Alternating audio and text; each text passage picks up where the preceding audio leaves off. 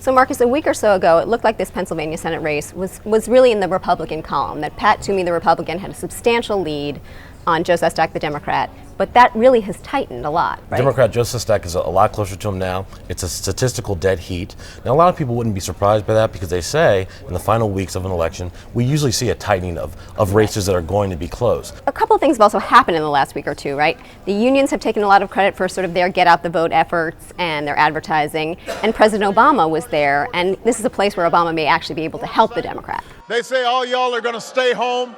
You might not come out like you did in 2008. This is a state that, of course, Obama won very handily, actually, in 2008, and the unions were a big cause in that. Remember, nationally in 2008, the president actually lost white male voters by 16 points nationally, but he won white male union members by 18 points. The unions made the difference. They're hoping they'll make a difference again here. This is sort of a tougher fight for Toomey than it might be against a different Democrat. I mean, he's not someone you can peg as sort of a rubber stamp for Obama. Obama opposed him in the primary, exactly. Right? So that's tough. Toomey is really trying to paint Sestak as this insider, but Toomey is the guy who was served in Congress for 3 terms elected to. And Sestak has a claim for insurgency here, right? Exactly. So he defeated the establishment candidate Arlen Specter in the Democratic primary, and he's the guy who's been in the military for decades, who argues that in the military it's not about right or left, conservative or liberal. It's what works, right? Exactly. Right.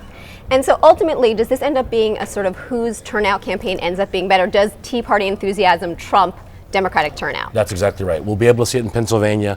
Who does better get out the vote? We'll be able to see it in Colorado, another very close senatorial state.